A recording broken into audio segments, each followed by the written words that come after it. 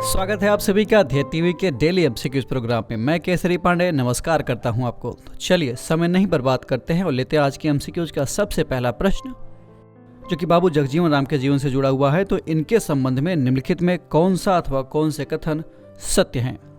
ये अखिल भारतीय शोषित वर्ग लीग की एक अलग संगठन के रूप में स्थापना से सहमत नहीं थे। दूसरा, ये ब्रिटिश शासन के खिलाफ भारत छोड़ो आंदोलन में भी काफी सक्रिय थे। आपके विकल्प हैं ए केवल एक, बी एक और दो दोनों, सी केवल दो अथवा ऑप्शन डी इनमें से कोई नहीं। इस प्रश्न का सही उत्तर है विकल्प सी, यानी केवल दूसरा वाला स्टेटमेंट सही है, पहला वाला गलत है। व्याख्या देख लेते हैं। भारतीय राजनीति के इतिहास में दलित राजनीति का प्रमुख नाम बाबू जगजीवन राम की आज जयंती है।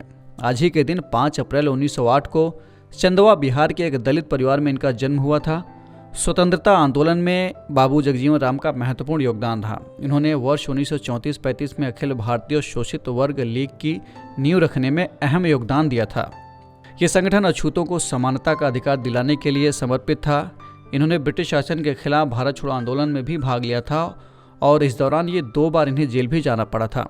इनके नाम 1936 से लेकर 1986 तक यानी 40 साल तक लगातार संसद में प्रतिनिधित्व करने का रिकॉर्ड है, यानी इतने साल तक लगातार सांसद रहे।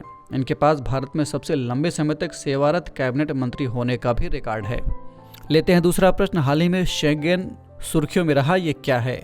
आपके ऑप्शंस हैं ए हरे शैवाल की एक प्रजाति है ये, बी भारत का पहला ग्रीन स्टील ब्रांड है ये, सी इसरो द्वारा बनाया गया एक नया टेलीस्कोप है ये, अथवा ऑप्शन डी 27 यूरोपीय देशों का ये एक समूह है।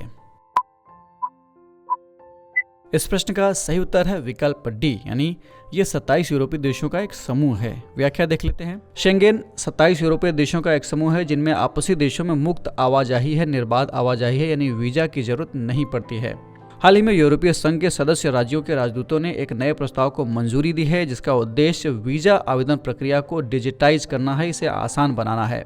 इसमें शेंगेन स्टिकर को हटाकर उसकी जगह डिजिटल बारकोड इस्तेमाल किया जाएगा ताकि वीजा प्रक्रिया में होने वाली देरी को कम किया जा सके, इसमें होने वाले धोखाधड़ी को कम किया जा सके और इस प्रक्रिया को आसान बनाया जा सके। इससे वैध यात्री के लिए वीजा के लिए अप्लाई करना आसान हो जाएगा। तीसरा प्रश्न लेते हैं। माइक्रोप्लास्टिक के संबंध में निम्नलिखित में कौन सा अथवा कौन से कथन सत्य हैं? पहला, ये 5 मिलीमीटर से कम परिधि वाले प्लास्टिक होते हैं जिन्हें माइक्रोप्लास्टिक कहा जाता है। दूसरा, पानी में घुला हुआ माइक्रोप्लास्टिक सी फूड के जरिए हम इंसानों तक पहुंच रहा है। आपके विकल्प हैं ए केवल एक, बी केवल दो, सी एक और दो दोनों अथवा ऑप्शन डी इनमें से कोई नहीं। इस प्रश्न का सही उत्तर है विकल्प सी, यानी प्रश्न में दिए गए दोनों स्टेटमेंट सही हैं, करेक्ट हैं। व्याख्या देख लेते हैं। माइक्रोप्लास्टिक्स 5 मिलीमीटर से कम परिधि में पाए जाते हैं। ये खासकर टूथपेस्ट, कपड़े, बॉडी क्रीम जैसे व्यक्तिगत देखभाल वाले उत्पाद और औद्योगिक उपयोग में लाए जा रहे हैं। माइक्रोप्लास्टिक घर के सीवरेज सिस्टम से होकर नदियों और समुद्रों में और फिर वहां से सी फूड में पहुंच रहा है। इसके बाद जब हम सी फूड को कंज्यूम कर रहे हैं तो यह हम इंसानों के शरीर में फैल रहा है। हाल ही में हुए एक नए अध्ययन के अनुसार दुनिया भर के महासागरों में लगभग 2 मिलियन मीट्रिक टन माइक्रोप्लास्टिक तैर रहे हैं।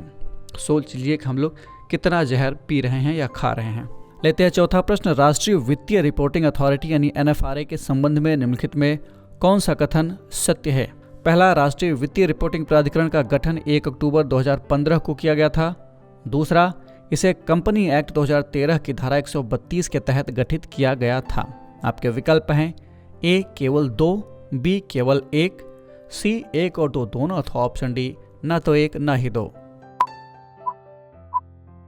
इस प्रश्न का सही उत्तर है विकल्प ए, यानी दूसरा वाला स्टेटमेंट सही है, पहला वाला गलत है। व्याख्या देख लेते हैं। हाल ही में राष्ट्रीय वित्तीय रिपोर्टिंग प्राधिकरण ने भारत के कॉर्पोरेट के कुछ सेक्शंस द्वारा भारतीय लेखा मानकों का पालन न किए जाने पर नाराजगी जताई है। गौरतलब है कि राष्ट्रीय वित्तीय रिपोर्टिंग प्राधिकरण का गठन 1 अक्टूबर 2018 को किया गया था। इसे कंपनी एक्ट 2013 की धारा 132 के तहत गठित किया गया था।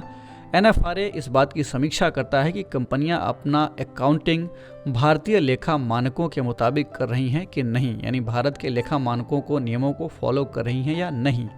लेते हैं आज के इस कार्यक्रम का अंतिम प्रश्न। हाल ही में सुर्खियों में रहा एराविकुलम राष्ट्रीय उद्यान कहाँ स्थित है? आपके विकल्प हैं ए तमिलनाडु, बी केरल, सी आंध्र प्रदेश अथवा ऑप्शन डी तेलंगाना। इस प्रश्न का सही उत्तर है विकल्प बी, यानी केरल। व्याख्या देख लेते हैं। केरल में स्थित एराविकुलम राष्ट्रीय उद्यान को एक बार फिर विजिटर्स के लिए खोल दिया गया है। यह उद्यान केरल के इडुक्की जिले में स्थित एक वन्यजीव अभयारण्य है। यह अभयारण्य लुप्तप्राय नीलगिरी तहर और अन्य जानवरों अथवा पक्षियों के लिए प्रसिद्ध है। इसके साथ यह उद्यान अपनी प्राकृतिक सुंदरता, ट्रैकिंग ट्रेल्स के साथ ही मनोरम दृश्यों के लिए जाना जाता है। इस अभयारण्य के लोग विशिष्ट नील कुरिंजी फूलों की खूबसूरती निहारने भी दूर दूर से आते हैं यहाँ लोग, जो हर 12 साल में एक बार खिलता है। तो ये था आज का डेली एमसीक्यूज कार्यक्रम। कमेंट करके हमें ज़रूर बताइएगा कि आपके 5 में से कितने प्रश्न सही हुए अथवा कितने गलत हुए।